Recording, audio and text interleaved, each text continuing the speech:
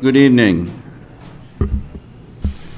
My name is Ronnie Collins, and I am the Mashpee Town Manager. I welcome all of you in attendance tonight and those viewing at Mashpee TV to our first public engagement workshop. This was organized for the purposes of providing information relative to the proposed wastewater facility at 0 Gunter's Lane near the Sandwich Town Line.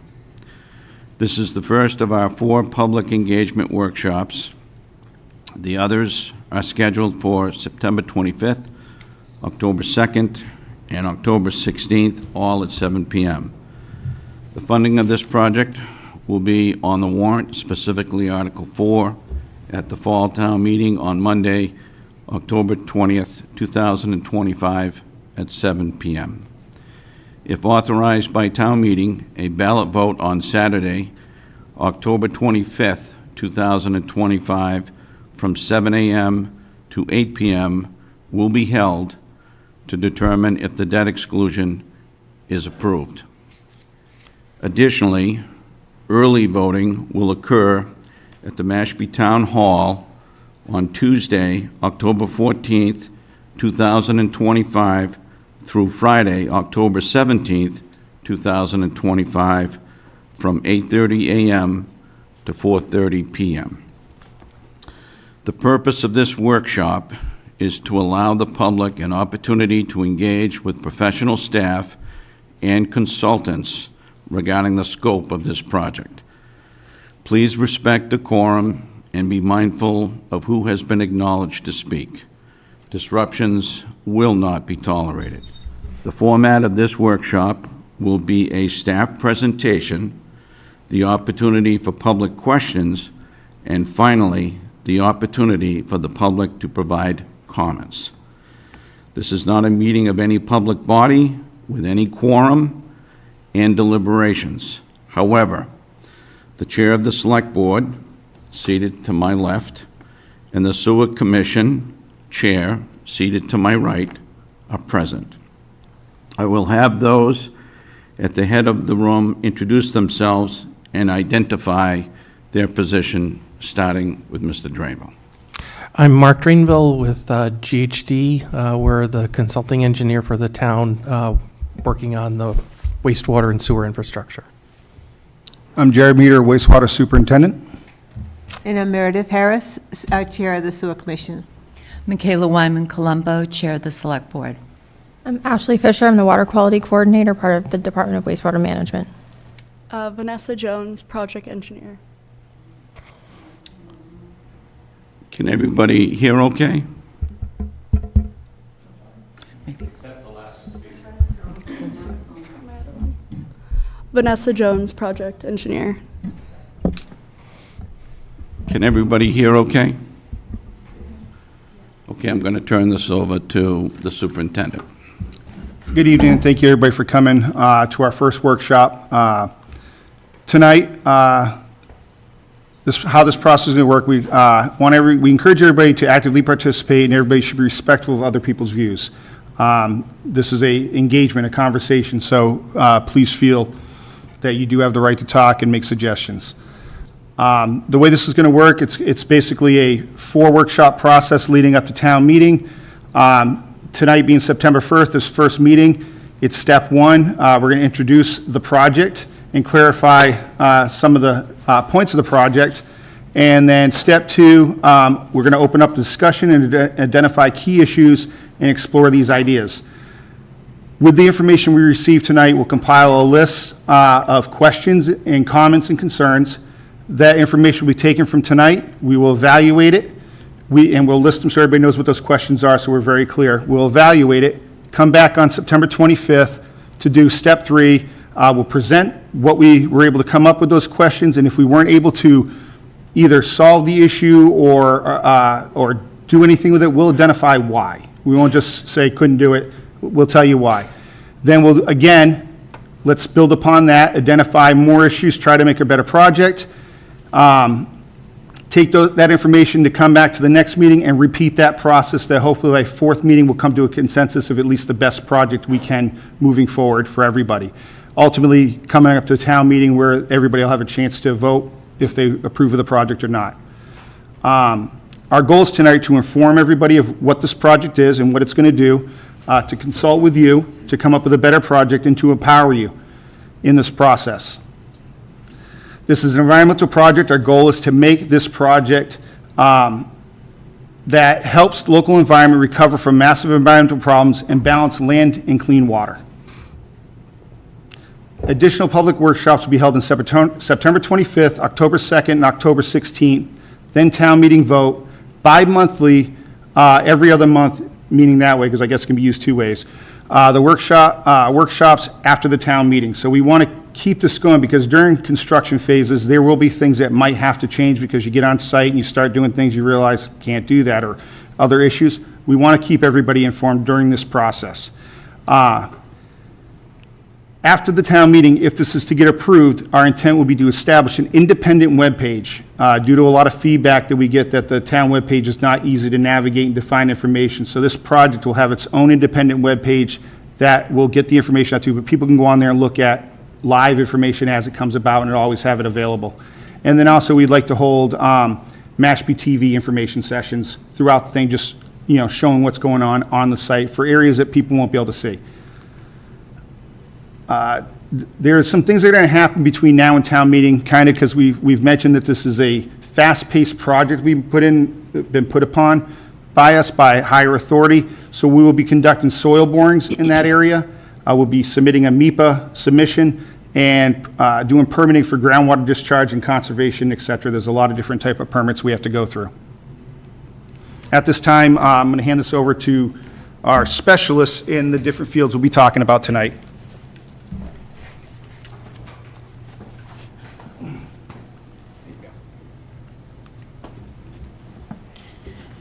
Thank you. So tonight I'm going to focus on the water quality in Mashpee-Wakeby Pond, the bigger picture of the Popponesset embayment, and what we are doing in the McCoyet watershed as well.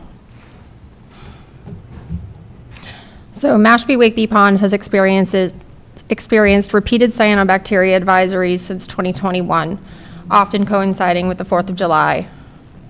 The primary species of concern that we are seeing consistently is Dolichospermum, and this is identified by the EPA as producing an anatoxin, A.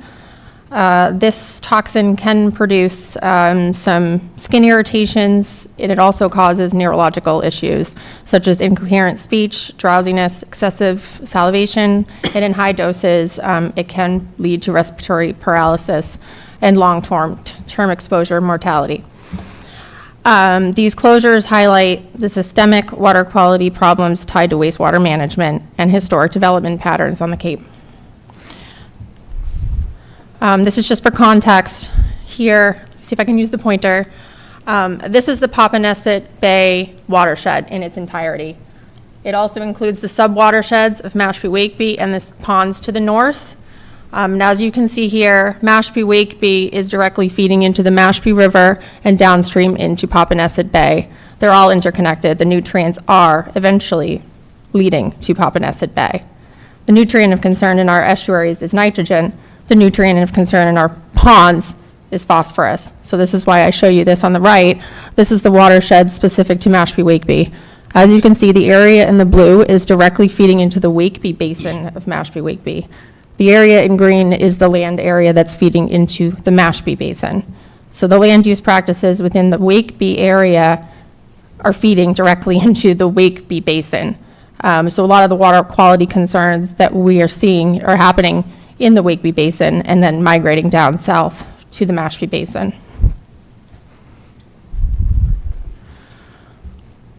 So since the 1980s and beyond, Cape Cod saw a rapid growth of uncontrolled development. Our town planning and agencies that were controlling this development were not proactive in implementing wastewater treatment. Most of these homes were built on septic systems, Title V, that were typically designed to only treat bacteria. They were not removing any nitrogen or phosphorus from the systems. Nutrients from these septic systems and effluent flow into the groundwater has directly led into our ponds and ultimately our estuaries. This has resulted in nutrient impairment, waters across the Cape, not only in Mashpee, but the entirety of Cape Cod. We live on a sandy soil environment, so everything's leaching into our ponds and our estuaries. We are seeing this in Mashpee-Wakeby, a kettle hole which is pretty much holding all of that phosphorus that has come from those septic systems in the past. So what do? We hired a consultant to conduct a diagnostic assessment, and that initiated in 2022 due to residential concerns. Residents came to my office begging for some guidance on what we can do to protect our waterways, and specifically Mashpee-Wakeby, the Mashpee River system, and Papaneset Bay.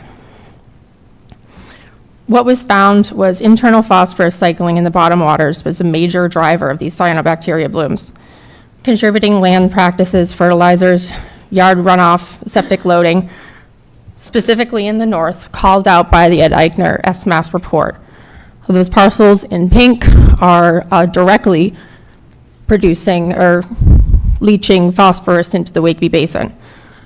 Those were the ones that the SMAS did measurements and soil testing, and they did find they are actively leaching. They are within a 300-foot bound to the pond, therefore 100%, close to 100% of the phosphorus is entering the Wakeby Basin. So 75% of the phosphorus load from the Mashpee Basin is originating from the Wakeby Basin. So that's why it's so important to take a look at the Wakeby Basin prior to Mashpee, which is what the town is choosing to do in our initiation of the alum treatment for the Wakeby Basin that was approved at the past town meeting. The diagnostic study showed us that there was an issue with phosphorus loading. We also can see this at the Cape Cod Commission's pond stewardship program. Throughout the years, we saw an increase of phosphorus in the bottom waters in both basins. Here I'm highlighting the Wakeby Basin. Right around 2016, 2017, the sediment really gave up. Its holding capacity was gone for phosphorus, which is why we see a significant rise in 2019, and the phosphorus elevated to over 10, over 11, and then eventually over 15 in 2024, which is why those algal blooms were becoming routine year after year right around the same time. So the recommended treatments from the diagnostic study that SMAS completed were to look at internal phosphorus controls. The recommendations were dredging, aluminum sulfate, and aeration. Dredging isn't feasible. It is very, very expensive. Aeration, there is a lot of technical things that would need to be worked out, power supply, where we would run those lines. It's very complex, and it hasn't worked in a lot of environments. Aluminum sulfate is the tried and true method, which is what the town has voted for, and we have released our RFP to conduct the engineering, dosing, and permitting for that, for a hopefully 2 years out treatment only within the Wakeby Basin. What was also recommended was external loading management strategies. The first recommendation was sewering, to sewer the upper area of Wakeby.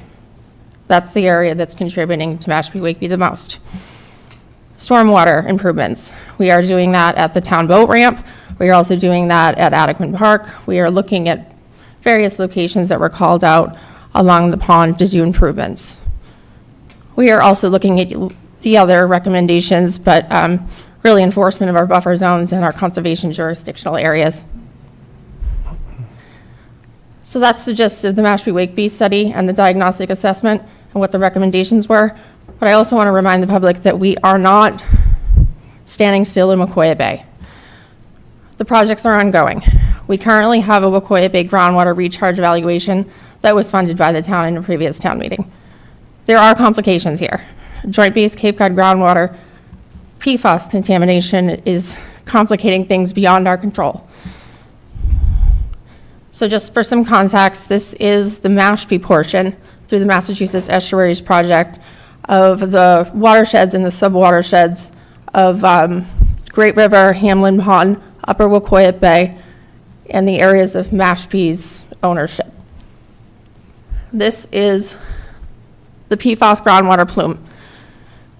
It is very, very difficult for the town to tackle wastewater recharge in an area that is contaminated with PFAS. We don't want to further contamination. We don't want to further the contamination further south into our embayments and risk shellfish habitat and other species and invertebrates that live there that are highly vulnerable. So we are looking outside the PFAS area for recharge. We have identified locations.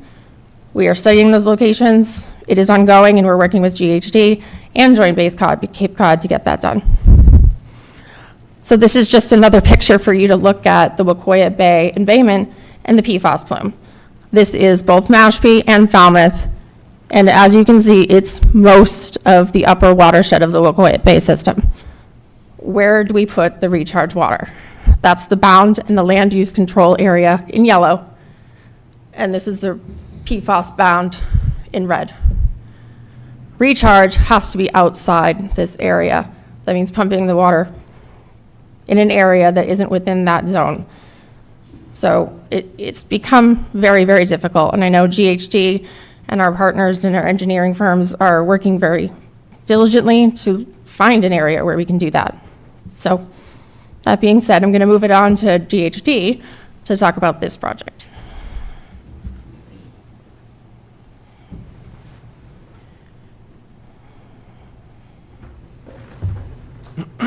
Thank you. Mark Drainville with GHD. I'm going to give an overview of the planning process a little bit and also talk about some frequently asked questions that have come up in this process. I wanted to start with a slide that I pulled out of a presentation I did almost 20 years ago, and it's unfortunately still applicable today. This describes the issues on the Cape. Problems that we're facing are due to excessive use of septic systems, leading to an abundance of nutrients in the environment.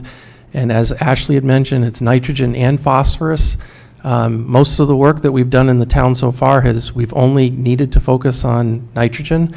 The freshwater ponds in town, however, are impacted by phosphorus. So this is an area that we're going to talk about today that is impacted, that has an impact on both freshwater ponds and the coastal estuaries. So just as a graphic here, so everybody understands, this is your septic system, which is underground. You have a leaching system that takes the moderately treated wastewater from your septic system into a leaching system, which then releases the water into the environment. That water is rich with nutrients, phosphorus and nitrogen, and those are then impacting our freshwater and our coastal ponds. So most people who have a septic system on their property have what's called a Title V system. They are the cause of this major environmental problem that we see, not just in Mashpee, but on the Cape as a whole. When these systems are used in less densely populated areas, septic systems work well. They are intended to protect human health. They're not necessarily meant to protect the environment. If you're using them in a less densely populated area, you can rely on dilution of the nutrients and they don't have much of an impact. When you put these systems into more densely populated areas, you don't get the ability of the environment to dilute the nutrients, and that's when we run into problems with our freshwater bodies in town and the coastal estuaries. It's not only the Cape that's seeing this problem. We're seeing this up and down the East Coast, Maryland and Chesapeake Bay, Long Island Sound, the Great Bay in New Hampshire. This is a problem that is pervasive in this country. Some of you may recognize this image up here. This is from the 2015 Watershed Nitrogen Management Plan. It shows sewering plan for the town, and as some people have noted, it did not show the Mashpee-Wakeby area in 2015. What I would like to note, though, is that areas around here, and this is Sandwich, are shown to be sewered, or planned to be sewered, and I'm going to talk a little bit more about this shortly. Some of you may be aware of this, but this is there was a lawsuit filed by the Conservation Law Foundation, and it was targeted at town of Barnstable, DEP, and the town of Mashpee, and it was, due to not progressing forward enough with the cleanup of the coastal estuaries. So just want to make sure everybody is aware of that. That's kind of spurred a lot of the action that you're now seeing on the Cape. That lawsuit has spurred a lot of action. Ashley showed this figure a little while ago. This is the figure from the diagnostic study on Mashpee-Wakeby Pond. It shows the target properties that are contributing phosphorus. I do want to point out that this was a study, or emphasize it was just recently done, and I think it was presented as soon as recently as December of '24. So it was about 8 months or so ago that those results were presented. So this was not in the 2015 plan because the results were not available then, but this type of work was alluded to in the 2015 plan. So I have a couple of segments I wanted to go through where we tried to take some of the major questions that have arisen from a couple of the public meetings that we've done and see if I can address some of the questions, and of course we'll take more questions afterward. So the first one is, why was this area chosen? I want to start by talking about what's been going on with regard to planning work and implementation of the plan in the town. So the town is in the midst of progressing work in the Papaneset Bay watershed. We've implemented Phase 1 that has just started up, 2 months or so ago? I think about 2 months ago we started up Phase 1. Phase 2 sewering plan was awarded, and it is starting up this month. So the work on Phase 1, that work in Papaneset Bay is progressing. Future upgrades in Papaneset Bay will require additional treated effluent recharge capacity. We need to find area to be able to take the highly treated wastewater and put it back into the ground. It's a challenge. Ashley mentioned one challenge, which is in the Wakeby Bay area, which is the PFAS plume, but there are other challenges that we face with this. This work is underway to find additional what we call recharge capacity, but this remains right now. This is our next challenge in Papaneset Bay. We can't take any more. We can't do any more sewering until we can find a place to put the treated wastewater.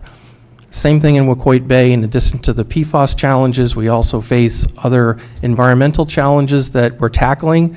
But both watersheds require a place for us to be able to put the highly treated wastewater. So we are focused on all watersheds in town. It's just the two big ones right now, they face major challenges.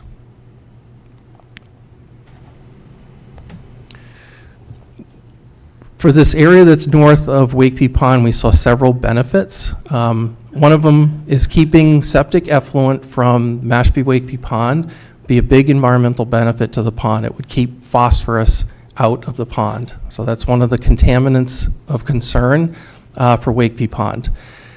Nitrogen reduction in this area would help the town meet its nitrogen goals for Papaneset Bay. In addition, this whole area is subject to the town's IA requirements. IA is innovative and alternative septic systems. That's the type of system that is required to meet higher nutrient limits.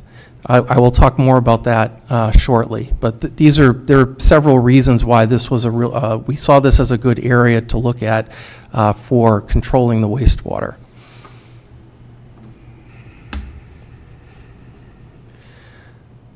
We did do an evaluation of this area, looked at a couple of different options. Because, as I think many of you know, this area is fairly isolated from the rest of the town.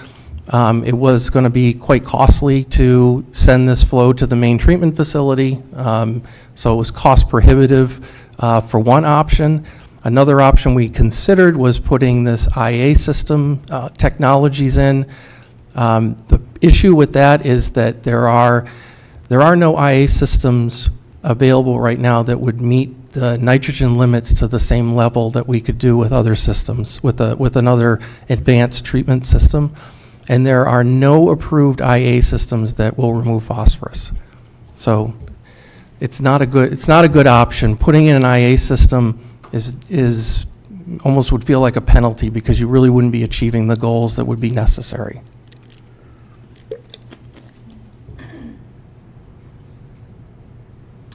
So this is the 2015 plan again. Again, I'll point out this area again was not shown at the time to be an area that would be planned for sewering. I do want to point out this is the Sandwich CWMP, which was issued after the 2015 Mashpee plan. And you can see the areas of Sandwich that are surrounding this area are all planned to be sewered. They're all part of their phase 2 sewering plan. So this is not a low value area. This is an area that would be valuable for nitrogen reduction. Some people have asked the question about impact on property values. I'm not a financial advisor, so I don't want you to think that I have any kind of a crystal ball with regard to property values, but I do want to talk about some of the things that are important to think about when it comes to the topic that we're talking about today.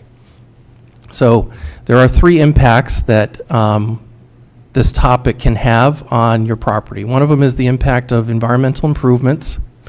The second is the impact of the availability of sewering on property values. And the third is the impact of avoiding the need to have an IA system. So I want to say that a Title V system is an environmental liability. It does not remove nutrients. So that's a liability for the environment. Title V system can also be a financial liability, and I'm going to talk about that as part of this. So what I have up here is some information from the Cape Cod Commission Freshwater Initiative, and in this report it talks about what kind of improvements you could see to your property value when you have clean water available nearby.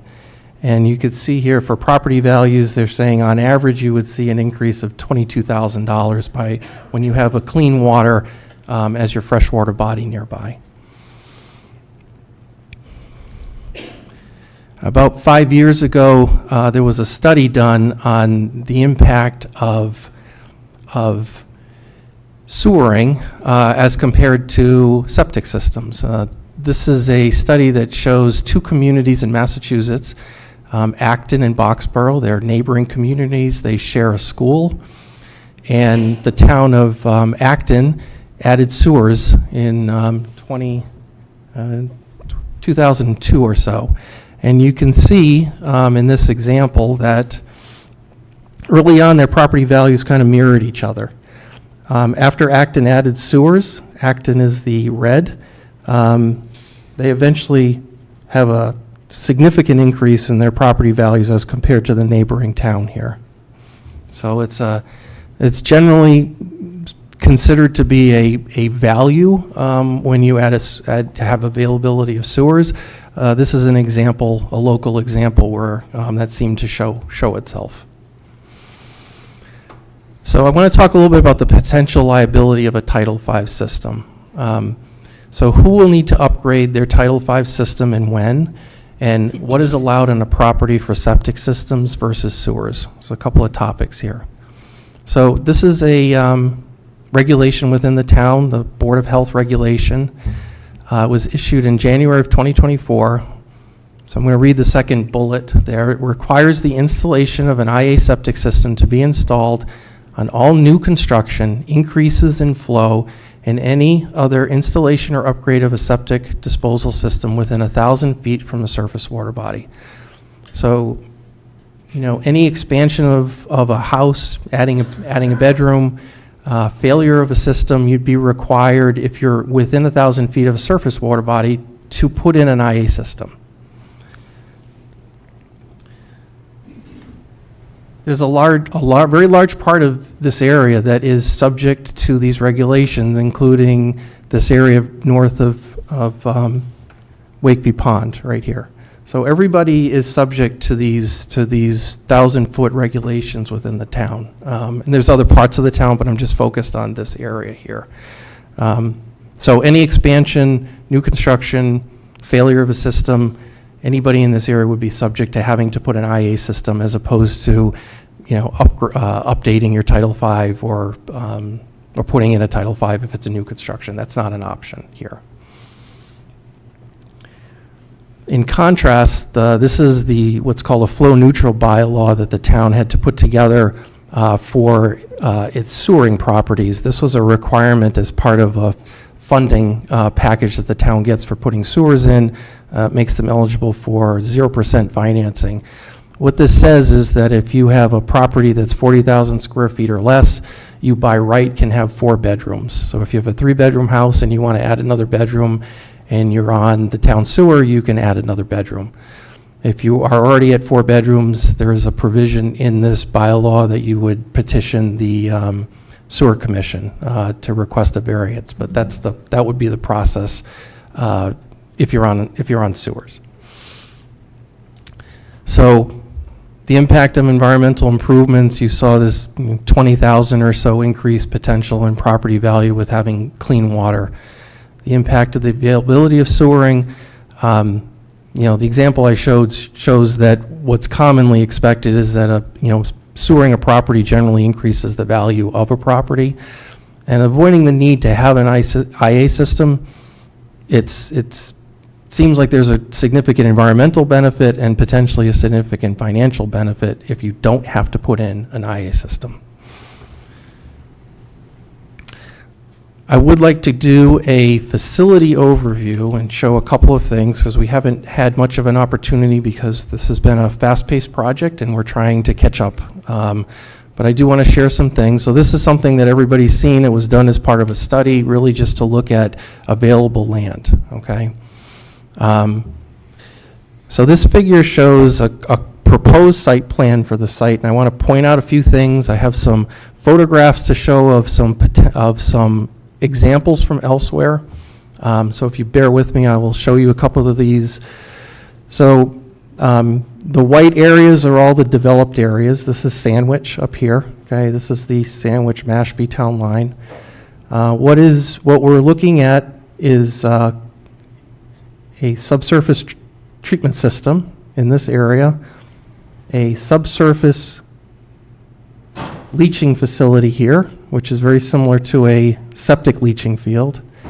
And you could see the distance. This is actually a underground system also with grass meadow planted on top of it. You could see the distances. I don't know if you could see them, but this is about 100 feet, and as you're here, we're looking at close to 200 feet. This is to the area where it'll be disturbed, and as you get to here, it's closer to 300 feet.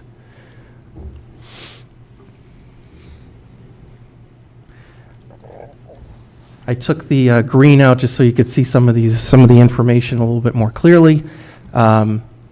This area here, the town, the area that would not be used is being proposed to be Article 97 land. So that's, this area that you would see out here.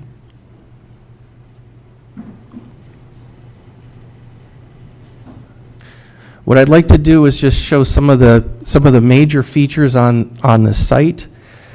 So the first is, some of you may remember we were originally looking at trying to put an access road in here.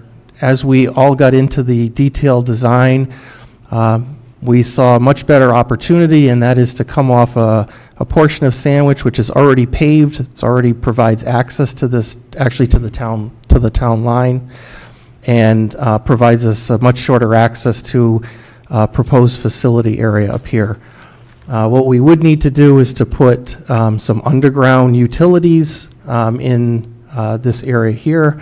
I will show you, this is what a utility access through a wooded area might look like. So it's not paved, it's just something that would be kind of maybe like a walking path. I mentioned this area here being a leaching facility. This is exactly like your septic systems, like your Title V septic systems. You have a leaching field on your properties.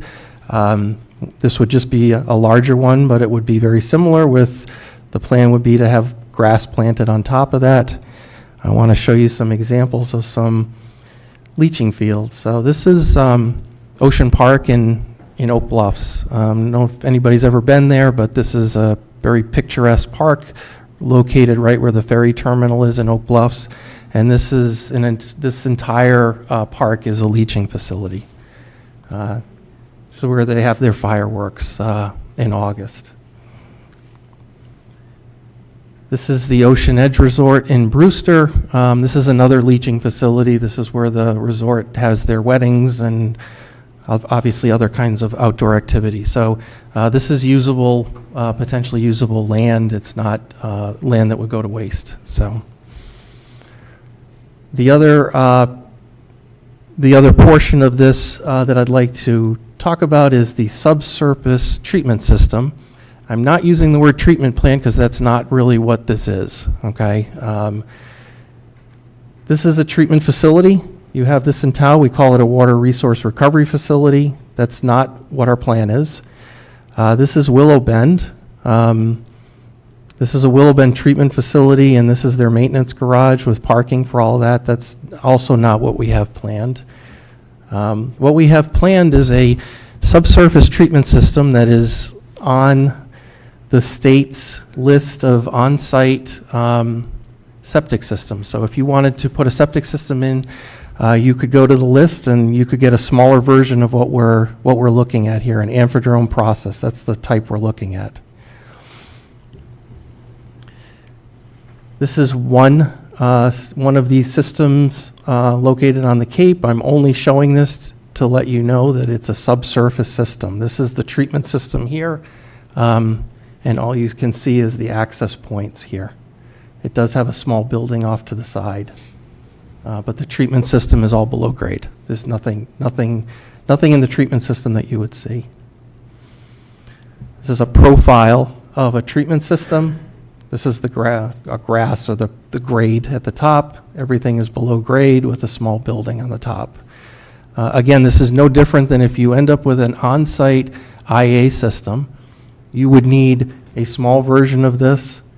You would need a small version of even this structure on the top. You'd need to have some kind of facilities to provide air to the system. So it's really just a larger version of what you would end up with on your property if you had an IA system.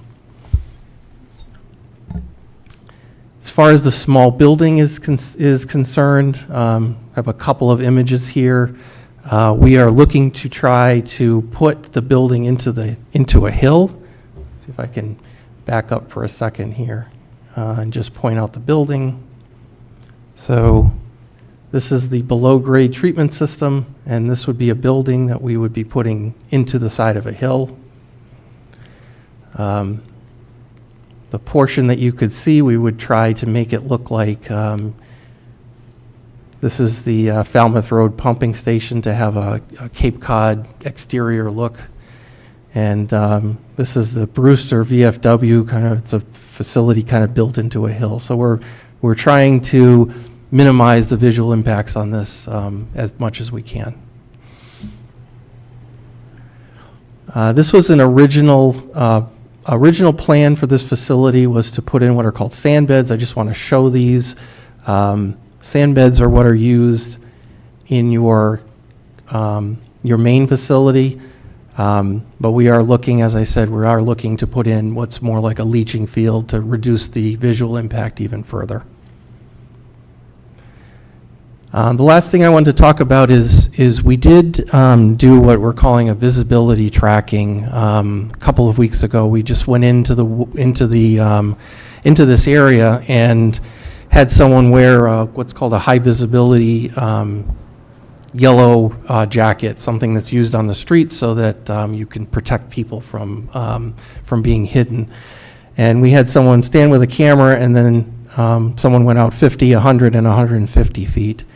And I do want to show that, You know, once you're at 50 feet, you do see that person. You can kind of see them right there. You know, once you're at 100 and 150 feet, they're kind of out of view. So, you know, we do think that the visual impact is going to be pretty minimal because we're talking 100+ feet as the distance from property lines. Never mind the where the tree line is. So that's all we had tonight. Turn it back to the town manager. Thank you, Mark. At this point, what we'd like to do, that concludes the presentation, would like to entertain questions. So I'd like to invite folks to come up, just simply identify yourself and ask the question that you may have. There is no such thing as a stupid question. We're going to try to answer it to the best of our knowledge and ability. And if you don't get an answer tonight, then we will conduct the appropriate research depending upon the question and get back to you with the answer and just make sure that we have your contact information. So with that in mind, I'd like to open it up for questions. Now, again, if you have comments, we're going to listen to them as well. But right now, this is the session for questions. And after we get done with the questions, then we will entertain the comments. So I'd like to open it up to questions. Yes. My name is Mary Adams, Olexac, Capstan Circle. I have two quick questions. The first one is, you did not mention the new Massachusetts regulations, which require that the town reach a certain level of compliance in 20 years. And so it would be really helpful to understand how this fits into that overall plan and whether, what happened, the implication of a delay. My second question is that the leaching field area, is that necessarily have to be a turf field, or is that something that could be replanted with other kinds of native plants? So appreciate those answers at some point. Thank you. So I could comment on those. So the first question has to do with the new state requirements.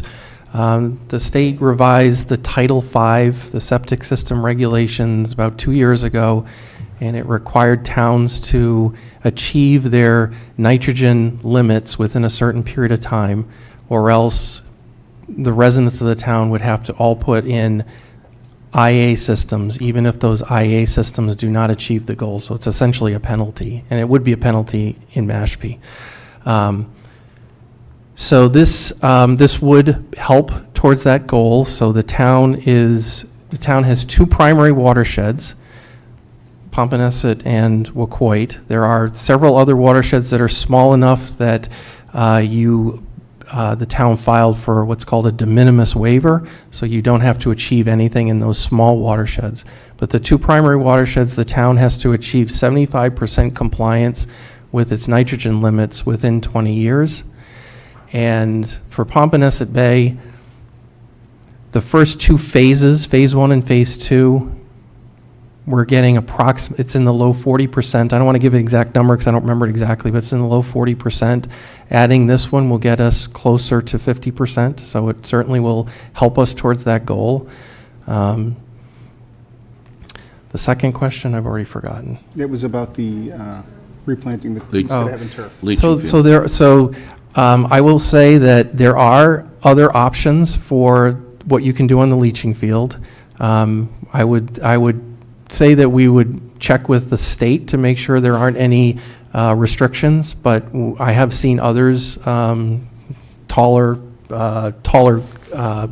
flowers and other items planted in other fields. We just have to check with the state to make sure it's allowed. So. Thank you. Come right up, sir.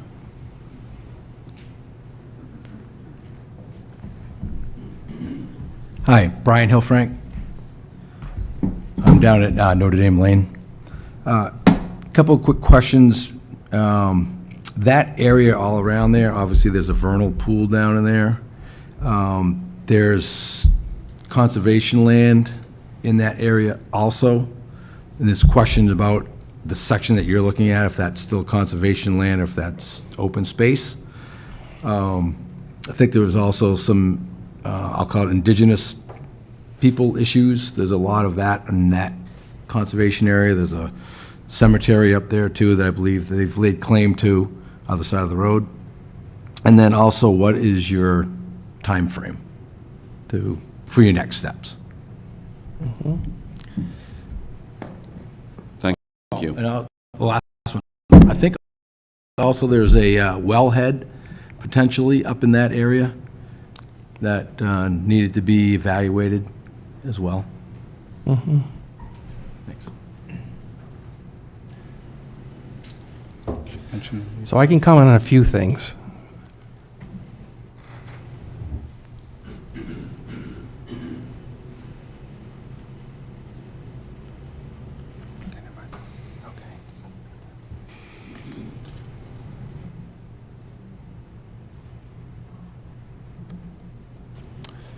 Okay, so this is the vernal pool. So we're well aware of it, as well as the 150-foot buffer around wetlands that Mashpee requires. We would not be touching not only the vernal pool, but we wouldn't be touching the buffer either. There's another stormwater wetland, or wetland that was, our understanding, created from stormwater from this development, and we would not be near that either. So that's one thing. The wellhead, that was something we are aware of and have talked to the water district about that. It is not something that they have plans to develop. The Native American, that is something we're very aware of. So all of the contract work that's done in Mashpee, we work not only with a specialty consultant, but also directly with the state. We have a permit that the state has created specifically for the town and specifically for this multi-year project. The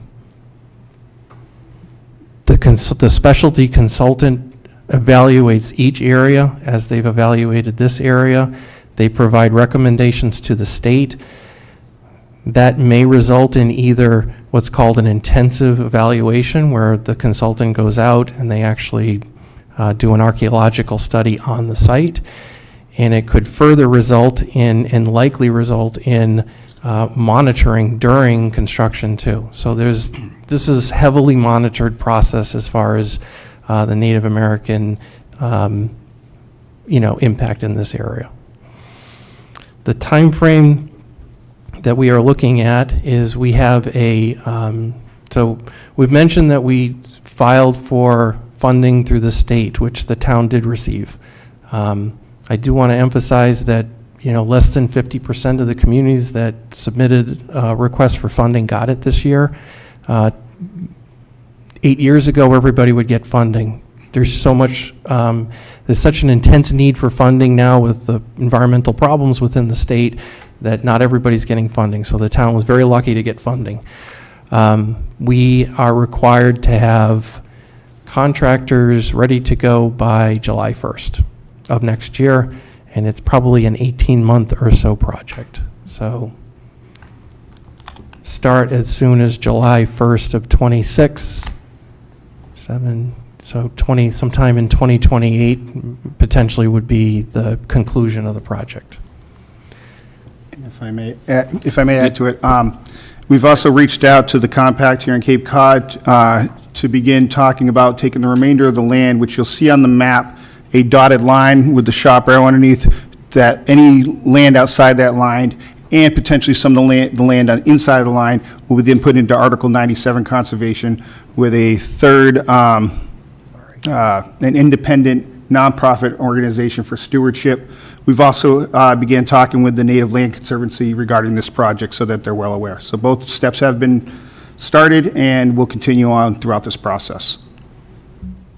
And I would just add that based upon our legal research and based upon our checking with conservation, it is not conservation land. And I will make this available to you if you'd like to pick it up. It's a legal opinion. we've waived our lawyer-client privilege.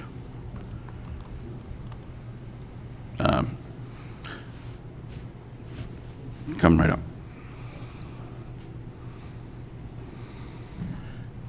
I am Sean O'Connor. I live on Cation Way. The rendering that you have, is this a minimum site, the minimum impact on the site, or does it reflect what the maximum of the site could be? So if I'm looking at this, it seems like a fairly small footprint from what we originally saw. But if this is going to be allowed to expand and say Sandwich ties into it, or how big can this thing get, and is that reflected? So that's what this reflects. This is what, so what we've done is we've made this a bit more compact, more efficiently laid out on the site. This line that you see here, sorry, I can't keep my hand straight, but the dashed line here, that is the area that we are looking to have the impact on the site, if I could say it that way. For the existing, but what, let's say, 5 years from now, you say, wow, we have to expand.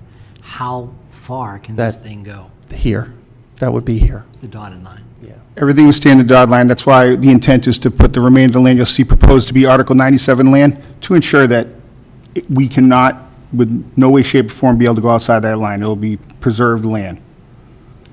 Okay, thank you.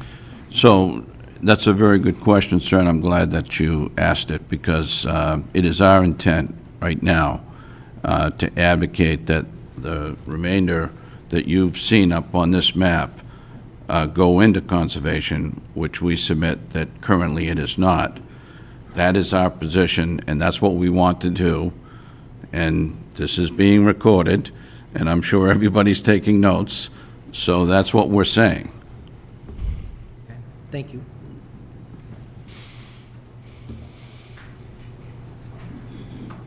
Yes, sir.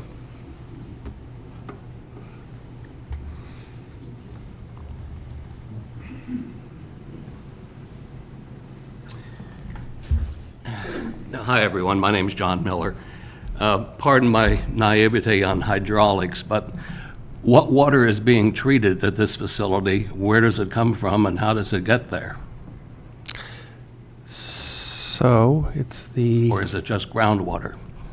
no, it would be wastewater from the area north of Wakeby Pond, from the residents north. So in of- other words, the properties along Gunter's Lane would be tying into this facility much as And the o- other and phases others. of the sewer system are? And other roads in this area in Mashpee.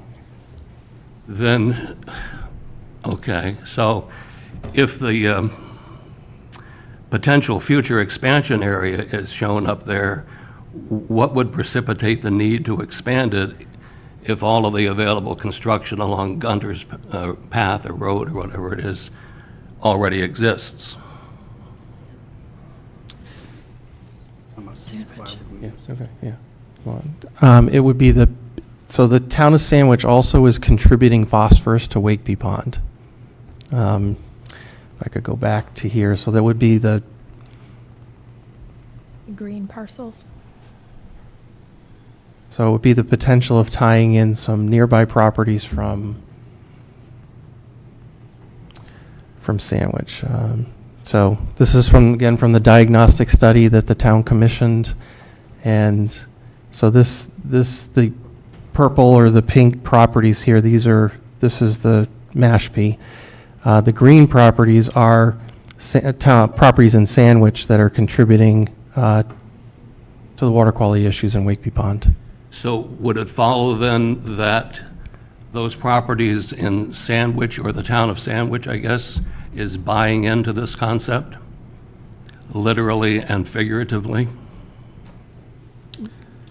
Yes, do I verbalize that? we've had meetings with them, and I don't know how to put this, but they're generally in agreement with this concept.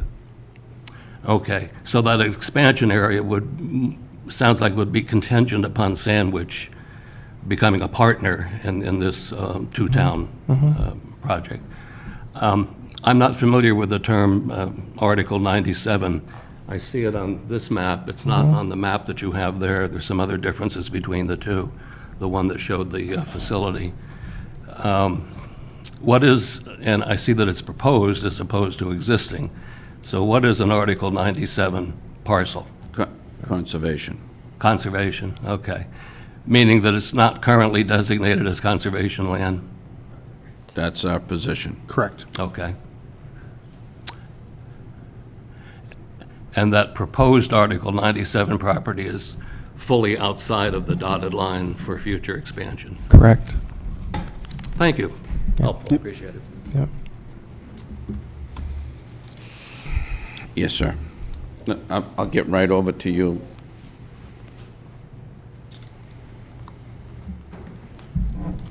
Good evening. Bill Fallon, Cation Way.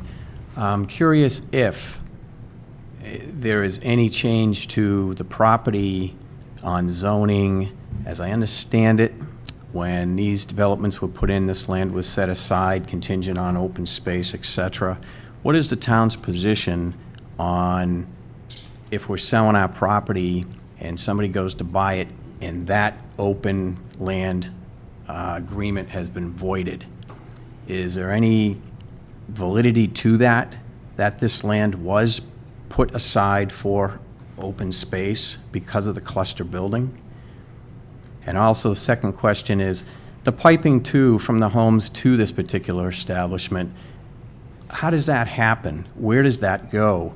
Does the proposed Article 97 land now get taken down, the trees, et cetera, get taken down for the piping for the different neighborhoods? So the piping is in the, and this is true for the sewering that's done in the entire town. The sewer piping is done in the streets. That's with all the utilities. It's run in or adjacent to the streets. So we would have I showed a photograph of what this might look like, but we would just have a utility corridor that would carry the wastewater collection pipe, potentially power, and gas along that. But the other areas would not have any utilities in them.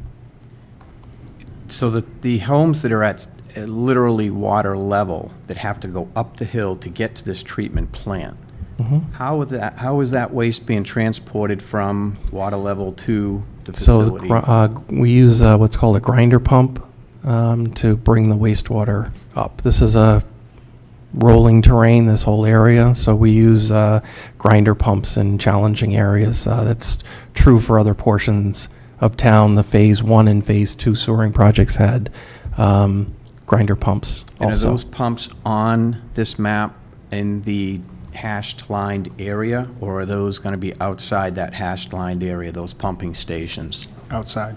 So it would not be in here, no. It would be, so grinder pumps are usually at the streets, or for more challenging situations, they could be adjacent to the house.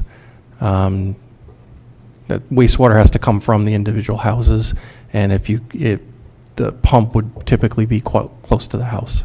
So these would be miniature pumping stations. Do we have any pictures of what those would look like outside of this map?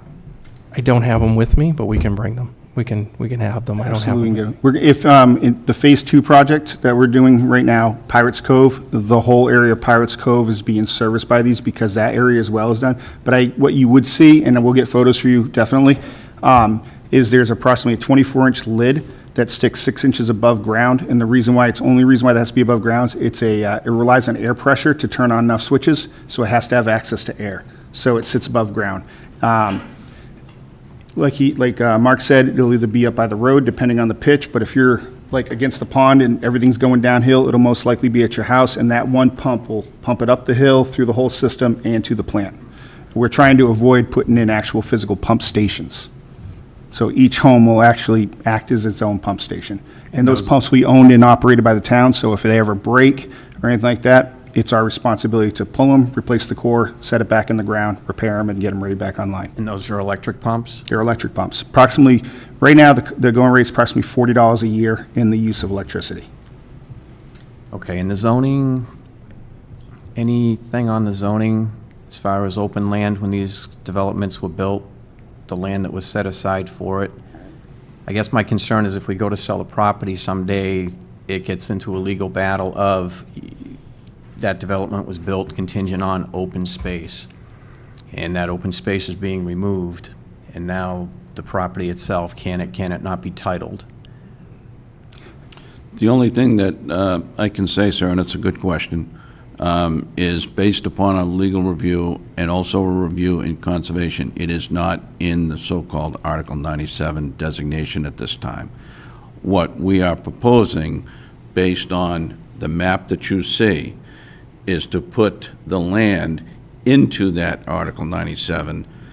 That is our position, that's what we want to advocate, so that this issue never comes up again in terms of whether it is or isn't. And I understand that some may say they disagree with this assertion, period. But I'm just saying, for the purposes of this discussion, we want to advocate the remainder into Article 97 along with this facility, so that it's an entire package, per se, if that makes sense.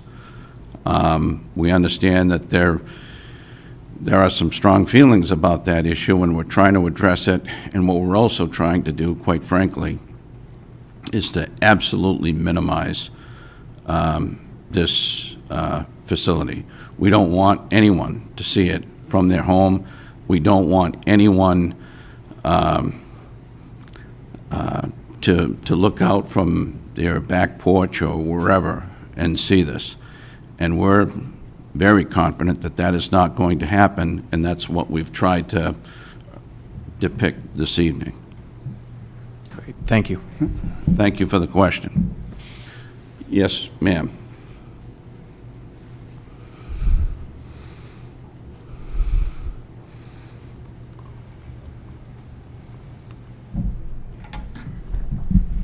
Hi, good evening. Christine Dennis, Park Road, Mashpee. My question is, could you remind us how many homes that this proposed plant will sewer? And perhaps on one of your screens with the pointer, you could kind of circle what streets, because right now it seems like we're only looking at Gunter's Lane, and I know that there's probably a lot more homes that are going to be sewered. Thank you. So I'm not sure if I have a good figure to show that, but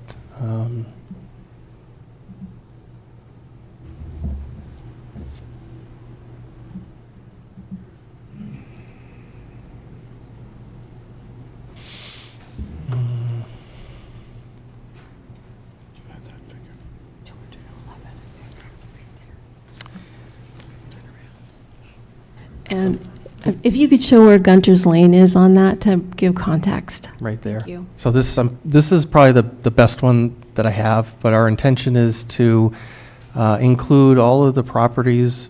So this light green, or this green color here, that's Mashpee. So our intention is to cover the properties within Mashpee. Okay, thank you. Okay. Thank you.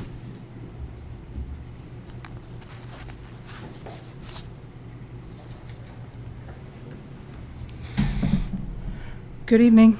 Good evening. Chris Aziz, Gunter's Lane. Just a couple of questions. I'm eager to see the independent web domain, and who's the contact for that, if we have questions for it. Is that you? Yes, absolutely. Yes. Thank you.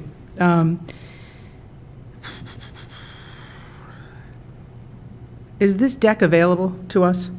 Can we have copies of it? There's a lot of people taking pictures of it, and I think it would be helpful if we could look at it. Yes, we can And- load it up on our webpage, hopefully as early as tomorrow, and then I can also make hard copies. If anybody comes to the office, we can Thank produce you. one for them.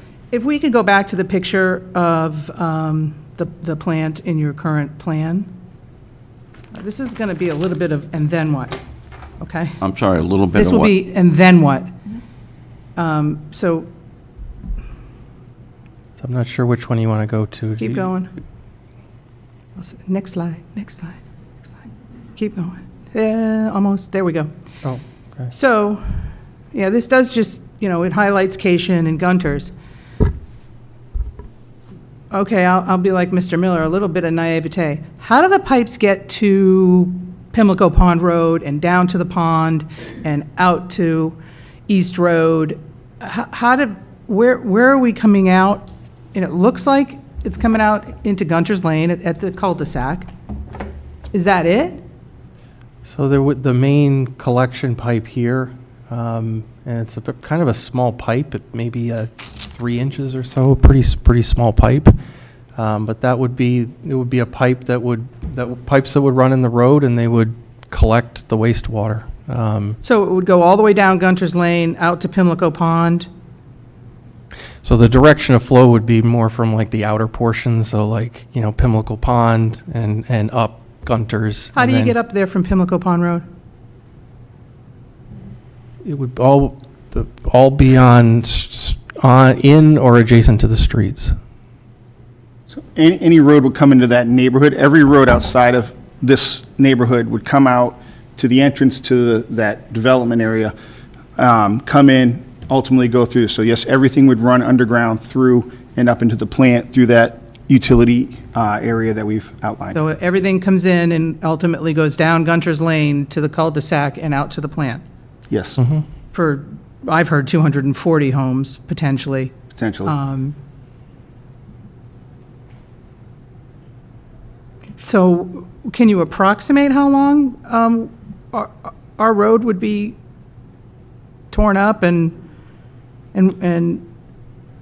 So from tearing up to final completion, they could run the length of that road with piping, I'll just use Gunter's example. That area there, they could probably lay the pipe in a matter of a couple of weeks tops. Then what they do is they put a temporary patch on the road. It has to sit for 90 days. The reason why is we want it to compress as much as possible because ultimately we will mill and overlay that. So you'll get a complete mill in the road and you'll get a complete curb-to-curb repaving of that road. And that's why we do the 90 days, so it doesn't settle and crack after we do the work. this would be an inform in, help me out, 2018? Did we go on town streets? Yeah. So there were assessments to every home in Pimlico Heights when the roads were taken publicly. Several of our neighbors have identified that they're still paying for those assessments, and a question's been raised, can they get an abatement for the remaining since we're tearing them up and redoing them?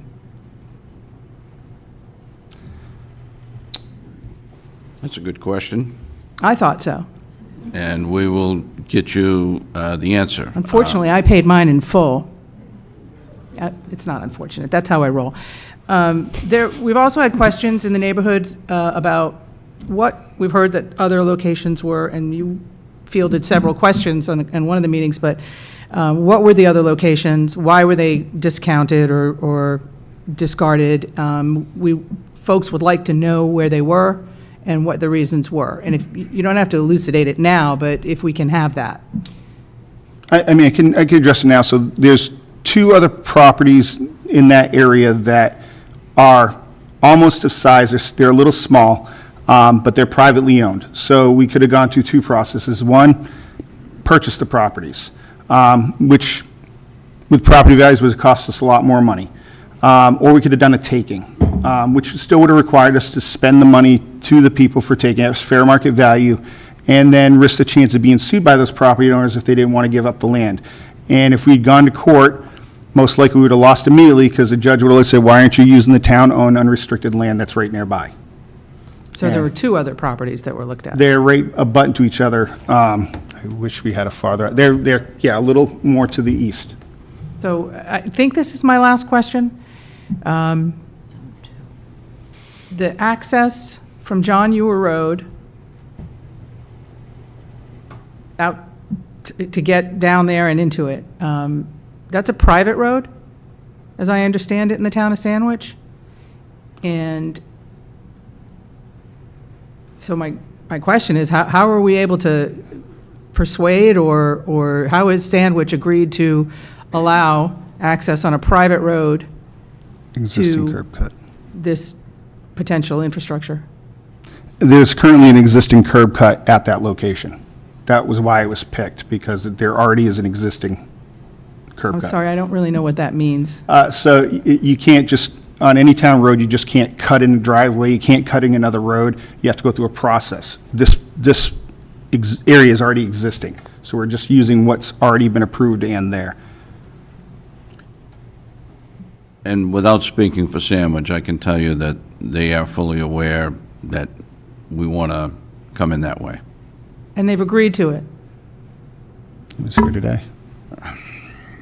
There has been discussions about that, yes. I'm pensive. I understand. I think that's it for me for now. Thank you. Thank you. Yes, ma'am. Hello, Colleen Schofield, Gunter's Lane. So it sounds like there's been discussions with Sandwich about access from that road, but no confirmation that it's agreed upon. If it is not agreed upon by the town of Sandwich, what would be the plan? Reevaluate. We'd have to keep reevaluating. The intent is not to come into your neighborhood. It's I been very understand, clear. but if it's not agreed upon by Sandwich, the backup plan would be back to Gunter's Lane, or is there another option? The plan is never to come back to Gunter's Lane. That has been made very clear by the residents. It is not desired. And I have said before that I do agree that the amount of traffic it would take to build this facility would not be appropriate for that road. And it wouldn't even be safe, I don't think, at this point. Okay, so if Sandwich doesn't approve, what's the backup plan? Do we have one? Not as of now. We Okay. should start looking. And when do you expect to have an answer from Sandwich about if this will or will not be approved? I can reach out. Definitively, hopefully soon. Before or after the town meeting, do you know? I can tell you that that is a work in progress. I don't want to speak for Sandwich without any definitive answer, but I think there are vested interests on their end as well as ours. And I understand you've got a very good question, and you deserve an answer. The one thing I will say is this: what the town is attempting to do is listen to you folks and your concerns and try to reach a reasonable resolution that addresses a real pressing need, a big priority of the town, and at the same time satisfy you for the sake of getting this across the finish line. If we were to not go the manner in which has been laid out here, we understand you're going to be upset, and we do not want to do that. Thank you. And I understand the intention is not to go through Gunter's Lane, and we certainly appreciate that and the change in the plan that was made. My fear is that if this does not get approved by Sandwich and we don't have a backup plan, that it will potentially go through Gunter's Lane, even if that's not the intent, and that's never your intention. So maybe we could think about another backup plan if it doesn't go through. And if by the time of the final public comment meeting, we still don't have an answer, maybe we can readdress that. Yes. Thank you. How far away is this facility from the homes in Sandwich? I'm sorry, from the what? Homes in Sandwich. I see the buffer zones clearly listed for the homes in Mashpee, but how far is the buffer zone from the homes in Sandwich? We don't have them listed up here, and we don't, but we'd have to show the homes for me to, we can have that at another meeting. Okay, I think that could be helpful as well. Thank you. Thank you.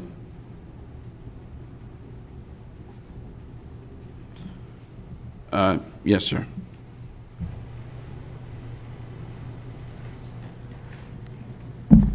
Alexander Watt, Pimlico Bond Road. So, a lot of good questions tonight. Very simple one, though. And this is my Can you just pull that mic a little closer my to you? ignorance about financing. So, does the construction cost to get this all built, the infrastructure in, is that part of our tax rate under the district? Yes. Okay, and then there's a cost to connect, I presume, is that correct? So the town, for example, I live in Barnstable, I have a $10,000 tap fee, basically is what they call it. The town of Mashpee has not implemented any tap fee. The feeling being that you've already paid for this in your taxes, why should we charge you again to be able to tie into the system you paid for? So have not instituted any sort of tap fee, because we also have a cost from wherever we put that connection point. You still, as a homeowner, are responsible to make it from your house to that connection point. So we haven't felt that there was a need to charge you an additional charge. So no, there will not be a additional charge for that. Oh, okay, so the homeowner bears the cost of getting the pipe from their basement or to Yes. the road, correct? Okay. I actually live on the corner, virtually the corner of John Ewer Road. Was there any thought of going up John Ewer Road with the pipes or not? And I don't know the status of that as a road. I know that we used to have access to it to get to Peters Pond. I always thought it was a public road, and I certainly thought the Sandwich Road was, or the Sandwich portion was public, because there's a state boat ramp there. So, was there any thought of going up John Ewer Road with pipes? So that's here? Is that up here? Is that Yeah, John it's Ewer? virtually it's the straight line to the right of the vernal pool. Right here, right here? Yeah, and Yeah. it comes right down to Pimlico Pond Road. You see it? That's actually within the boundaries of the Article 97 land now? It is? Yes. Okay. Because that area off Notre Dame Road, north of Notre Dame, that's all currently Article 97. Okay. Thank you. Oh. Yep. Thank you. Somebody had a hand up over here.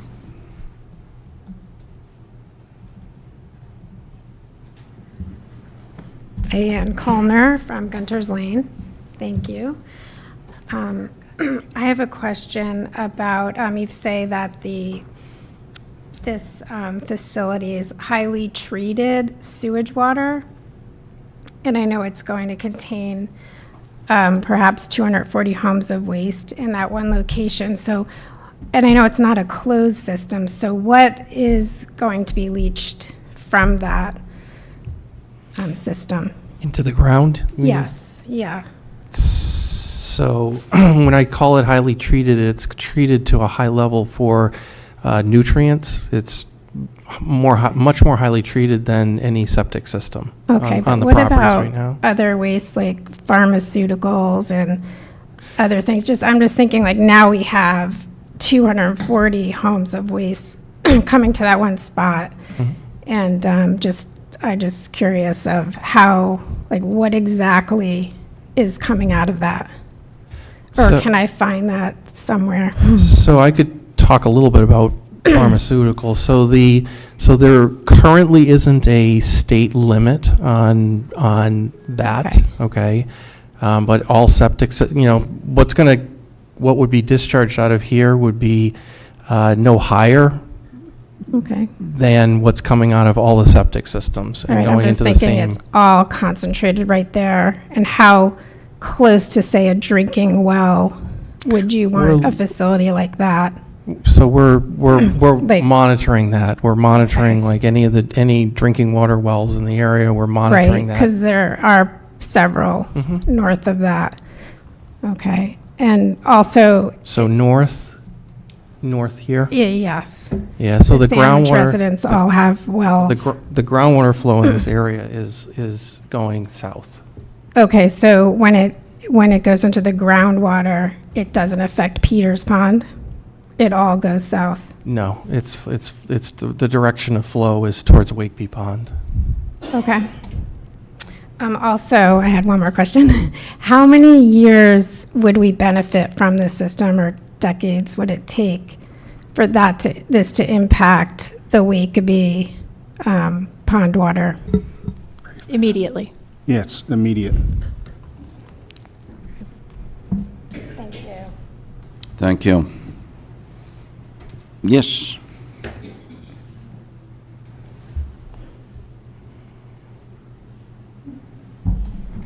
Hello. Hello. Irene Chekvich, Sunset Strip.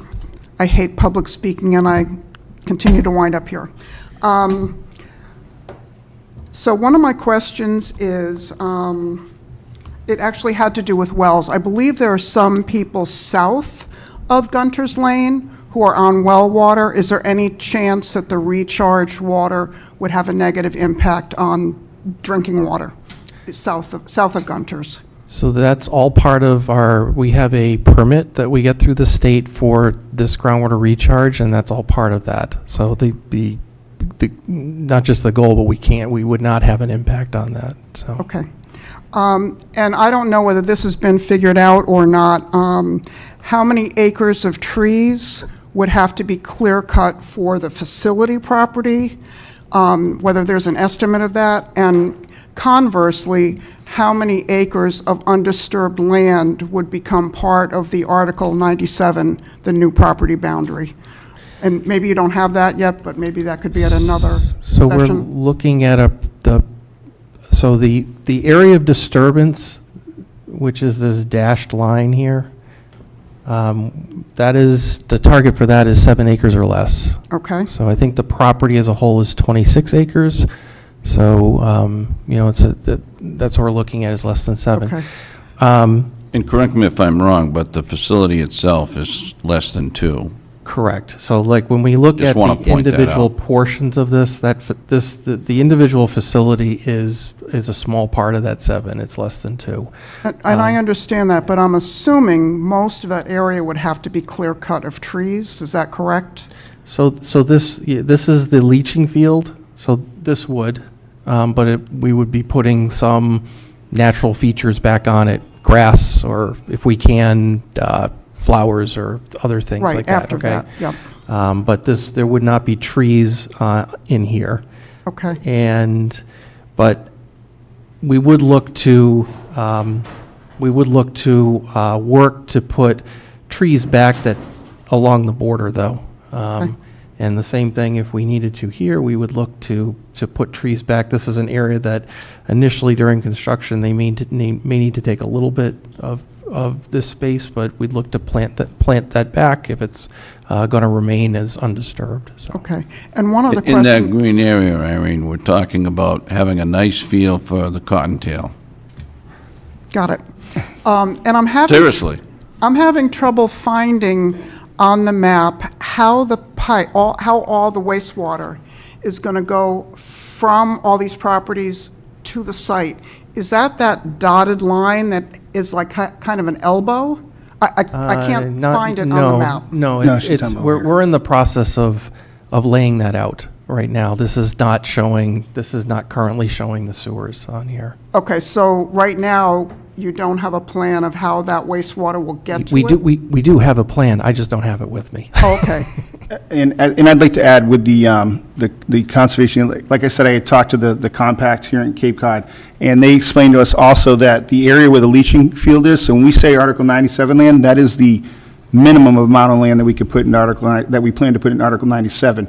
It was explained to me, I learned something new, that if the compact said we can also put the land with the leaching field can be put into Article 97, it would just have a provision in there, we're required to maintain it to a state that they says it has to be, but it would still, in addition, be Article 97.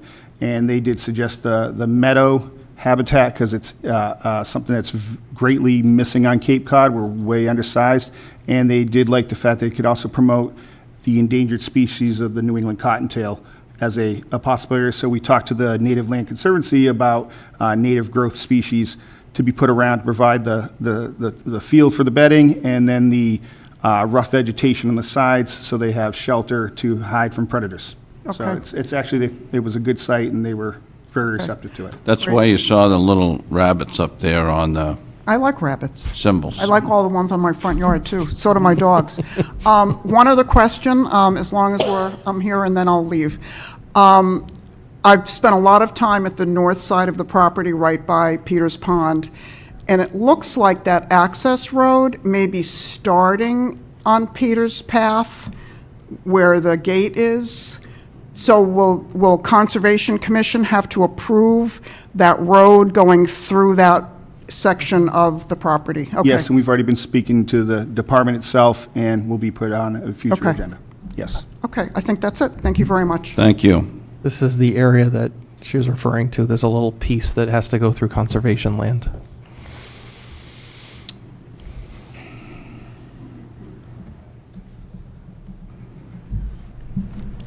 Hi, Yes. Laura Srnalavic, Gunter's Lane. I'm curious about how you're going to address the topography, because this is lots of hills and valleys. You're talking about putting it into the hillside, but wouldn't the facility itself have to be parallel or on the same level as the leaching field, or can it be below or above it? It could be below or above. We could pump it up or let it gravity feed down. Okay. Right. And the green squiggly lines, those meant to be trees? Trees, yes, just to show, if we have to disturb anything for construction, the intent would always be to replant to as much as possible to enclose it. Okay. So it's a tree line that's represented in the survey. So you could see, some of this is on private property, but it is the tree line. So. Gotcha. Thank you. Thank you. Yes.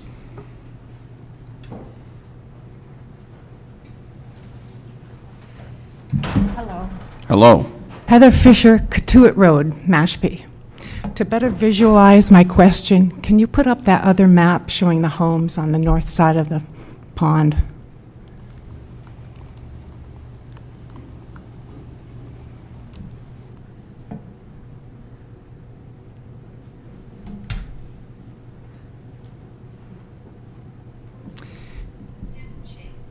The Mashpee homes, the purple side on the right side of your map, there's a couple of homes that lie on Katuitt Road. Are those included in your plan? You talking about up here? Down here? Yes. So we do intend to cover the properties in Mashpee that are on Katuitt Road. And where would the pumping station be? That's a long distance. So there isn't a pumping station, but each property would have its own pump. So each property would have its own pump, and the pumps would pump into a single pipeline in the road. Okay, because that's a long distance. They actually do push, with the company that we have, was selected during our bidding process. That's one of the reasons I said they can handle a lot of head pressure and go a long distance. And on Martha's Vineyard, where I'm from, so I always use that as an example, we have those pumps, they can pump miles with the right topography. It just Uphill. depends on the amount of head. So they're a very good system and reliable. All right, thank you. This is a very common system used on Cape Cod, so it's not the first one. Before we get to anyone with a second question, has everyone that has a question had the opportunity to ask?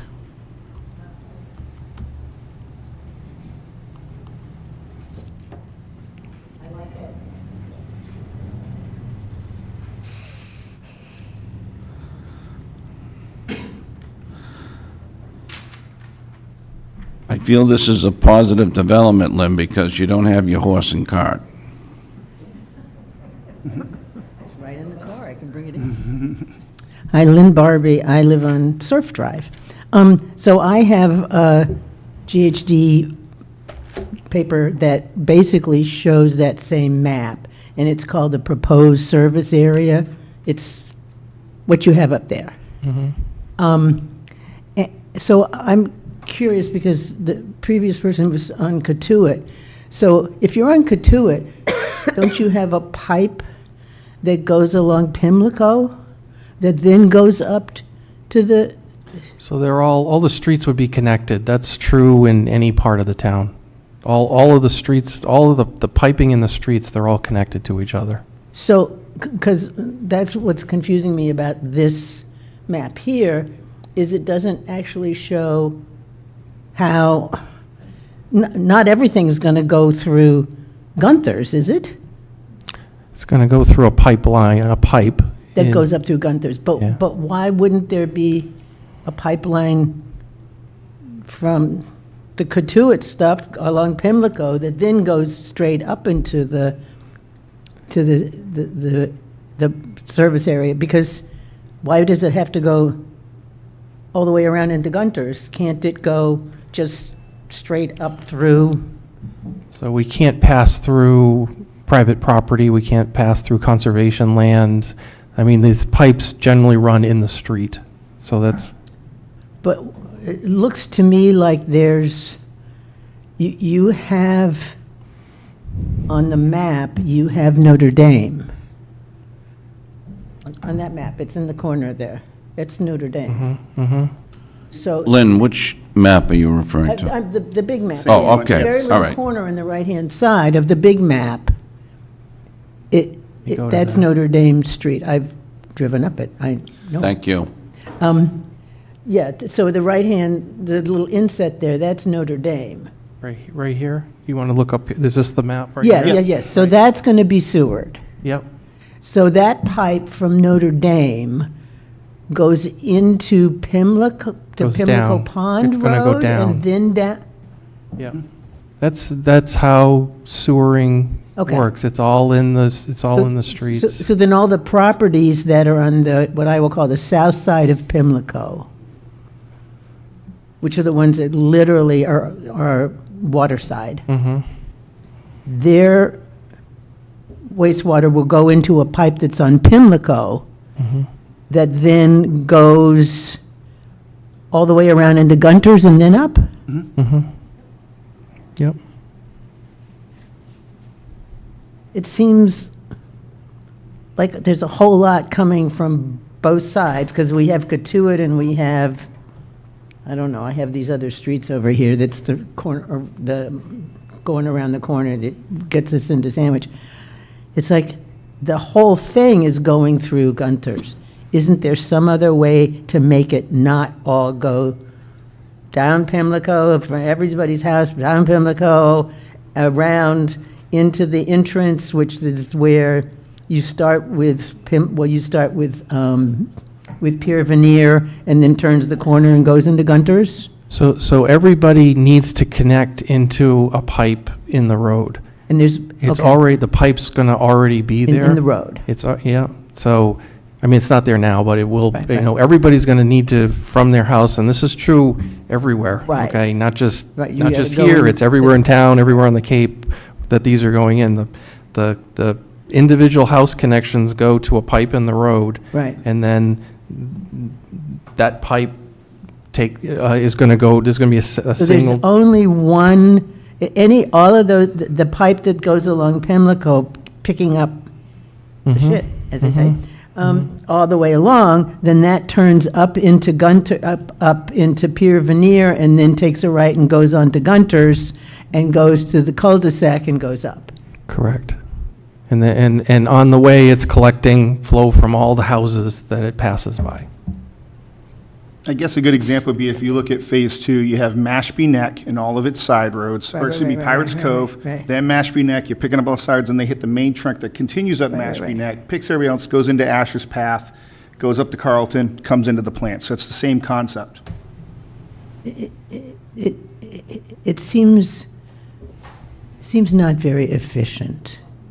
But what do I know? I'm not an engineer. Because when I first saw the proposed service area, I thought, well, that's a lot, all the way from Katuitt, all the way sort of around the corner over into what Sandwich area.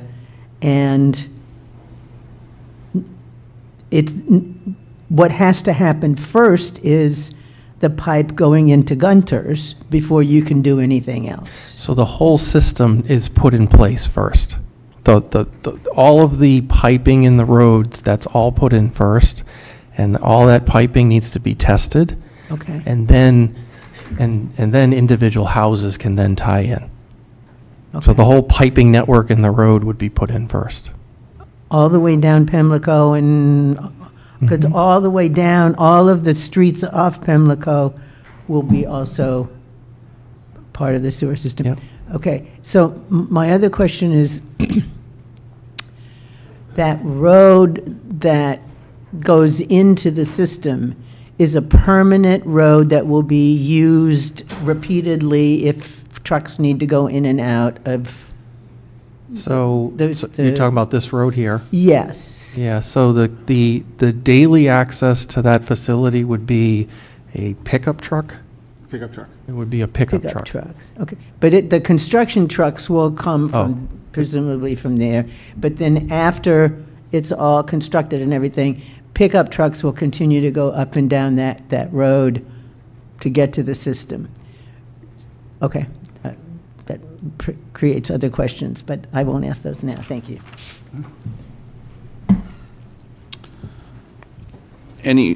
I'm going to get to you, Mr. Miller. Anybody that has not had an opportunity to ask a question that has a question? Yes, sir.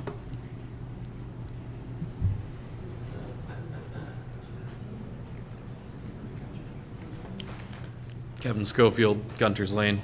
My house is still hooked up to our well. I'm sorry, can you repeat that? My house, 31, right there at the end of Gunter's, is still hooked up to our well that's on the property. How concerned should I be about that? It's part of our evaluation if we're aware of any houses that are currently using wells, have private wells. So I don't currently use it. I'm on town water, but it's still there and it's still hooked into the house. And like all the pipes are run, I can turn it on at any given point. Do I have to be concerned that it's going to be leaching chemicals into the house? No, you don't have to be. I have to look into that because from what I understood, that once everybody got water, they were supposed to be disconnected from their wells except for irrigation. That was the way it was supposed to be the water superintendent, but I will definitely ask him and look into that because from what I understand, you were supposed to be disconnected once you do get on town water because you actually present a risk to the town's public water supply by having that connection because if your well does get contaminated, you can contaminate the rest of the town. So it should have been disconnected in itself already. But I'll check into them because I could be totally wrong, but that was the way it was explained to me. If I could just ask you a question, Mr. Schofield, is this for your irrigation system only? I don't have an irrigation system. Okay, that doesn't make sense to me. Yeah, I'll have to ask him. That might actually have to be disconnected anyways, regardless. Okay.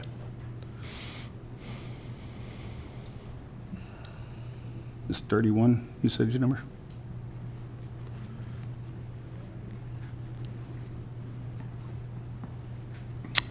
Anybody else that has not asked a question that would like to ask a question? Mr. Miller.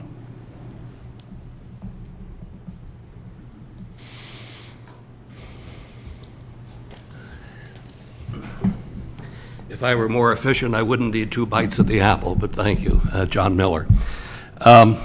It seems like a pervasive question here tonight is that final pipe that's going to go to the facility. You say you have a plan, but it's not available tonight. So with your little laser piece there, could you show us where that plan would place that pipe, if it's available on this map? Yeah, kind of. So the pipe would run in the road. Yeah, but how does it get, the pipe, the last mile of pipe that goes to the facility Right here. is right there? Oh, okay. So I think that's what a number of people were inquiring about. Oh, okay, sorry. All right. Okay. Yeah, earlier I mentioned that we would bring gas, the sewer, and possibly water, Okay. through this. And then it's no coincidence that that appears to be the closest point to where the pipe has to enter the facility to start the treatment process. That happens in This in is that, the- this is the- that area there. that is the And then beginning. it drains into the leaching fields down. Okay, that makes more sense. Part of what I was getting at, if we didn't know where that pipe was going to be, I was wondering if there was a plan or a backup plan to take that pipe across what is going to become Article 97 conservation land. But you just said you're not allowed to take a pipe across private property or conservation land. So there is a correction to that. This past year, the governor signed an article, and it was, I believe it was due to the offshore wind project where they had bringing all the power lines to shore through where I live in Centerville. Yeah. It became very a very costly process to get around everybody's property. So the governor signed this year that for utility crossings, conservation land can be used. But in this case, we would have it built beforehand or have it already written in that basically all we can do is maintain that pipe. We couldn't add to that pipe. We couldn't do any existing connections. Well, We have to maintain it. since the conservation land hasn't really been defined yet, what you need to carve out for the pipe would pre-exist designating the parcel for conservation. Yes, it would just be written in that it'll still be conservation at that point, but we would be required to maintain that pipe, and ultimately, we'd be legally responsible if we didn't do it. Okay. And then just sort of a technical question. I think we all understand that the cost of the pipe from the house to the street is the homeowner's pocketbook.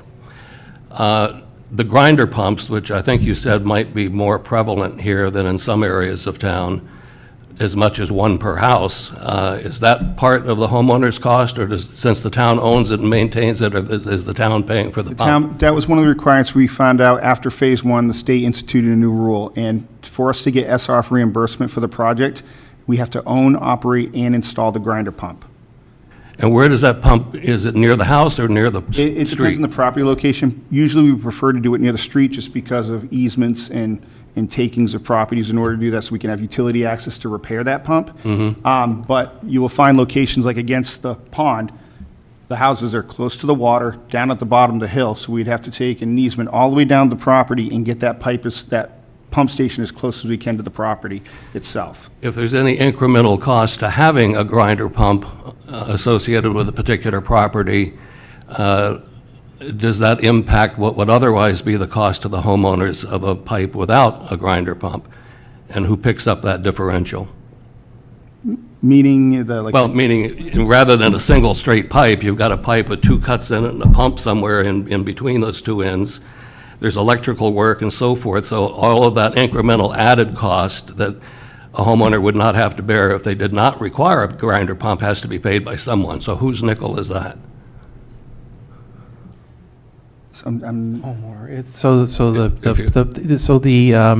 Like the cost to provide power to the pump would be the homeowner's responsibility, Right. and connecting to the pump, running the pipe to the pump is the homeowner responsibility. So, Okay. so there are responsibilities for the homeowner. So you're saying other than the electrical work that the homeowner pays, right, $40 a year on average? So that's the cost to run the pump. Understood. Oh, Right. okay, I'm sorry, yes. I think what he's also going. So there's no added cost to the homeowner if there is a grinder pump from their house to the street?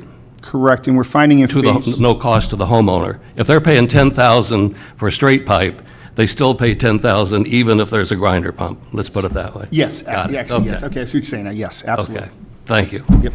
Sorry to belabor the point. Yes.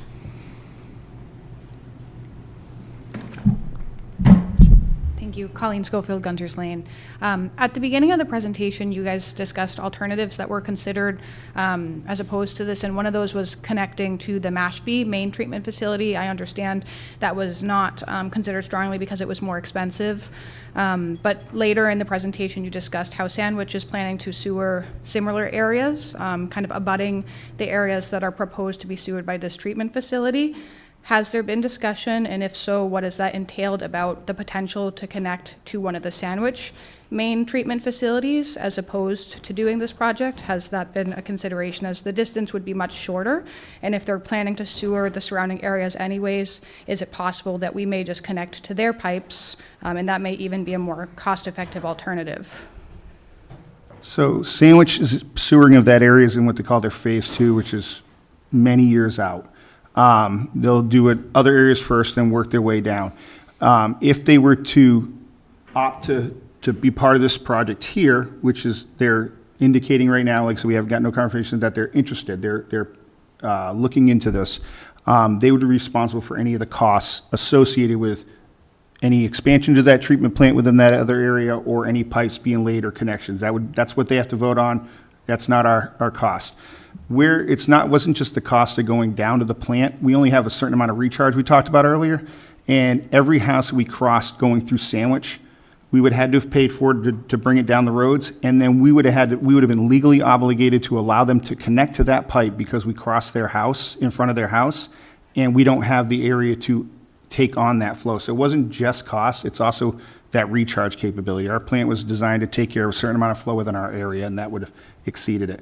But if they were, way ahead of their project, it potentially could have been something we could have looked at. But they're actually much farther behind than we are on this area. Okay, and you said that's phase 2 for Sandwich? Yes. Okay, if this project does not go through, if it does not pass the vote, is that still a consideration once they get to phase 2 and they sewer the areas surrounding this, that we may be able to hook up to their system? That would be up to them and what their recharge issues are. And I don't know if they've even explored if they're that far into their process to even know what that is. Okay, thank you. Thank you.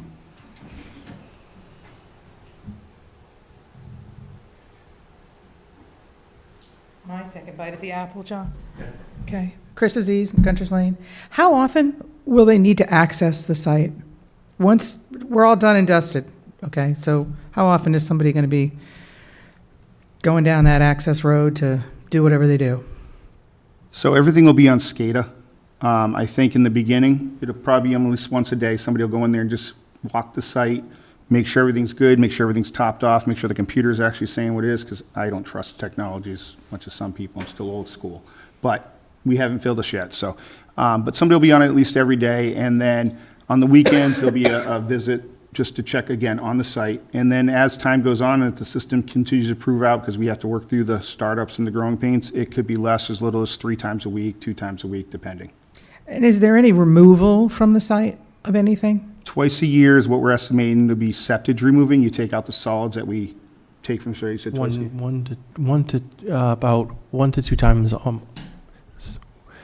Sorry, it is going to be at most once a month, and it could be as little as once every 2 months. And what should we expect in terms of malodorousness? When they're taking it out. When they're taking it out? I don't know if you can describe how they... I think you're questioning the odor? Is that what you said? Yes. Yeah. Yeah, Are we going to smell it? Yeah, it's unlikely you would. So first of all, the facility would have odor control, and it's unlikely that anybody at this distance would smell anything. What about when they're in there taking the solids out? We're going to... I would... Closed pipe. I'm sorry? It's a closed pipe, so I don't think... Yeah, I wouldn't think, Okay. yeah. Okay, that was one. So regarding the grinder pumps, I see on the map the GP in front of my property line and everybody else's. If I lose power, what happens with that grinder pump? Does it stop working? It does stop working, but we are equipped because we own, operate, and install. Every one of those control boxes we were talking about that control these pumps, they do have an emergency generator backup, which we provide. It's literally, we go up, we just stick the plug in, and the thing just kicks on, does its pump down. It should take approximately 35 seconds is what a good runtime is. In a central location? Actually, we haven't gotten that far in the design, but we did do that design in Pirates Cove, where I would have a central pump panel. We connect in, pump down 20 to 30 homes all at once, move on to the next one. We haven't gotten that far in this design here to even consider if that's an option, because there are things we have to look at to see if it actually works. And it could be partial, it could be the whole system, or it could be none, depending on... Because it's not an unheard of thing for us to lose power in that area. And you can drive down, I'm going to get to Pimlico Pond Road in just a minute, but it is not at all unusual for us to lose power because of trees coming down on Pimlico Pond Road and taking out lines. So the chambers do have a design capacity so that for the size home it has, I will find out what those hours are of time. So, but I believe it's, was it at a minimum? I think there's a standard. I don't remember. Yeah, I will find out definitely what that time is. So on the subject of Pimlico Pond Road, I don't know if you've driven it, but it's a lot of fun to drive. It's no fun to walk on. And so if we're going to be tearing up Pimlico Pond Road, can we look at getting us a sidewalk? Or, making that road safer for pedestrians? There are people trying to walk their pets. And, I mean, was young and foolish. I used to run on that road. I don't do that anymore. But Would that make you happy? a sidewalk, I would make a lot of people happy, yeah. If I could have a cut through to the pond, that'd be good too, but I don't know that anybody's going to give up their land to let me do that. Just right outside of Pierre Bernier to scoot right down to the pond. I can't make any promises tonight, but I can tell you that I can discuss that feasibility, possibility with the DPW director. I'd appreciate that, thank you.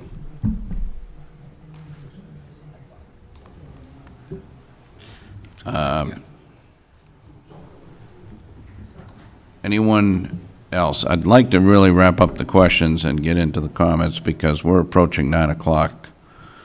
So, seeing no other questions, does anybody have a general comment to make that they would like to make?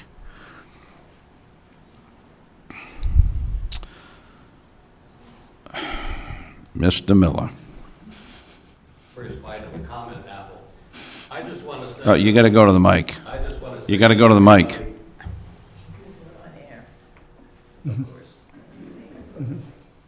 Everybody at this table tonight deserves a pat on the back.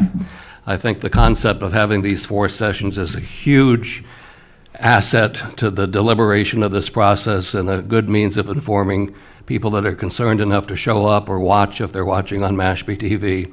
So my compliments to the administration and the select board of the town of Mashpee for causing this sort of thing to happen.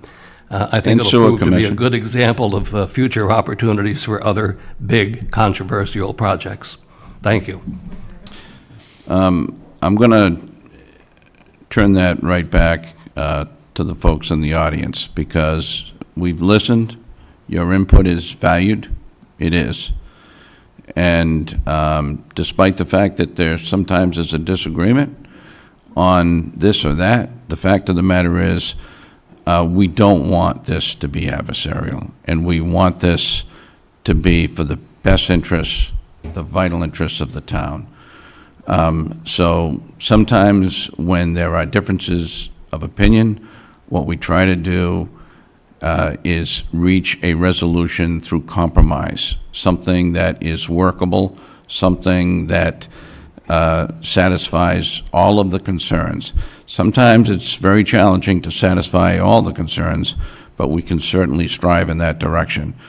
So tonight, this is the first workshop. I thank your participation. More importantly, I really thank you for your questions. All of them have been good questions. We've had a lot of notes. We've got some follow-up work to do. We will do it.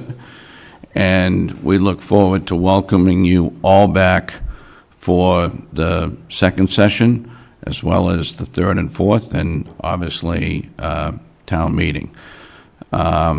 Before I close things out, does either chair have anything to say? I have nothing else to add. Thank you. I just want to say thank you.